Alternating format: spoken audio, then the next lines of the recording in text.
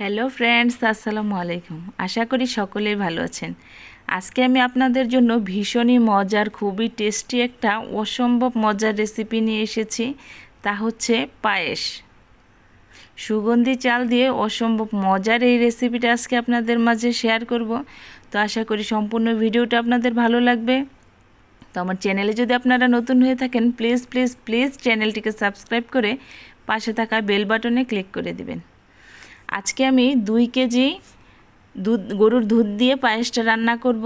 তো তার জন্য আমি এখানে 125 গ্রাম চাল নিয়েছি, মানে হাফ কাপ চাল নিয়েছি।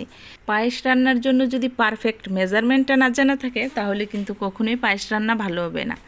সব সময় মনে রাখবেন যে 4 কেজি দুধের মধ্যে 1 কাপ চাল, মানে 250 গ্রাম চাল দিয়ে পায়েসটা রান্না করলে পারফেক্ট টেস্ট পাবেন। এর চাইতে বেশি চাল দিলে পায়েসটা অনেকটা ঘন হয়ে যাবে, খেতে ভালো লাগবে না। চালটাকে পরিষ্কার করে ধুয়ে এখানে আমি 2 ঘন্টার মতো ভিজিয়ে রাখবো। আর এদিকে কিছু কাজু বাদাম, কাঠবাদাম আর কিছু চীনাবাদাম আর কিশমিশ নিয়েছি। এখন এগুলোকে ছোট ছোট টুকরো করে কেটে নেব। আর চুলায় কড়াইটা বসিয়ে দিয়েছি। এখানে সামান্য পরিমাণ ঘি দিয়ে আমি এই বাদামগুলোকে ভেজে নেব। ঘিটা গরম হয়ে যাবার পর কুচি করে রাখা এই বাদামগুলো আমি দিয়ে কিছুটা নেড়ে চেড়ে ভেজে নেব।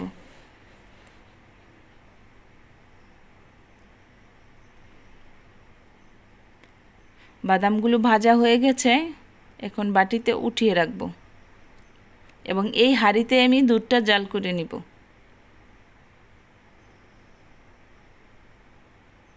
আমি আগেই বলেছি আজকে আমি 2 কেজি দুধ দিয়ে পায়েসটা রান্না করব।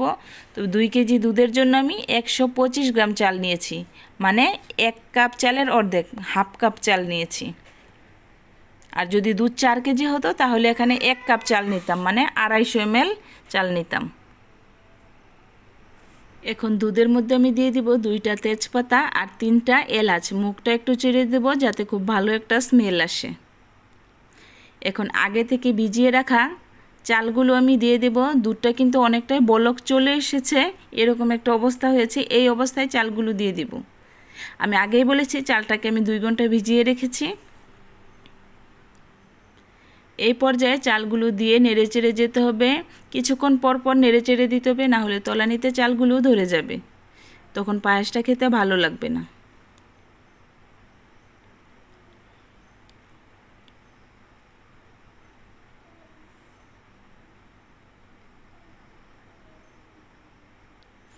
এদিকে কিন্তু আমার দুধের মধ্যে খুব ভালো একটা বলক চলে এসেছে। এখন আর কিছু অ্যাড করার প্রয়োজন নেই, শুধু অনবরত নেড়েচেড়ে যেতে হবে।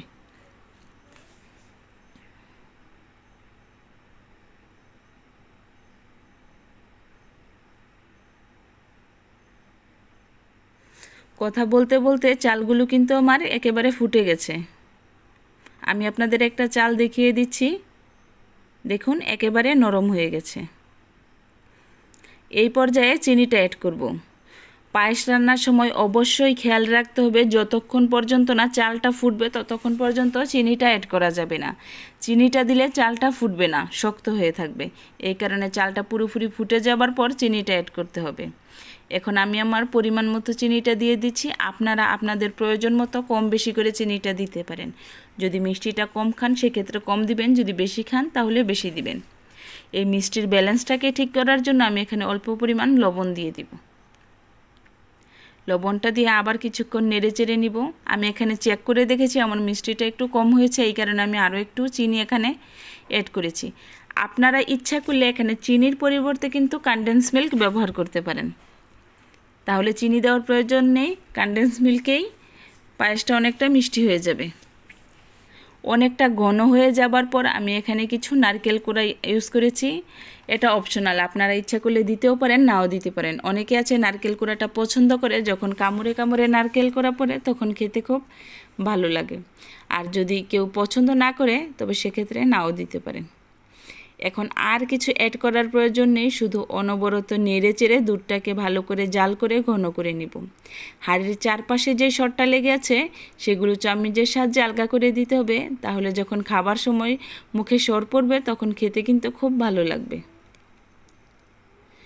পায়েসে কিন্তু সবসময় দুধের পরিমাণটা যত বেশি হবে খেতে কিন্তু ততটাই ভালো লাগবে। রান্নাটা আমার অনেকটাই কমপ্লিট হয়ে গেছে, খুব ভালো একটা স্মেল আসছে।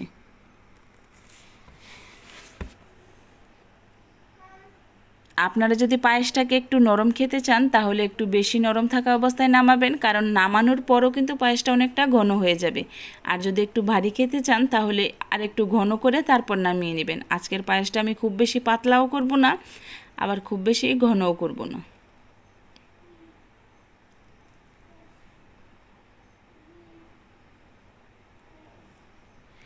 এরকম একটা ঘনত্বে আসার পর আপনারা ইচ্ছা করলে পায়েসটাকে নামিয়ে নিতে পারেন, কারণ এটা ঠান্ডা হবার পর আরও অনেকটা ঘন হয়ে যাবে।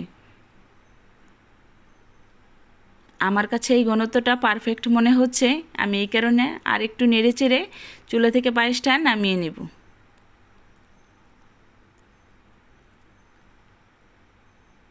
চুলা থেকে এখন পায়েসটাকে আমি নামিয়ে নেব।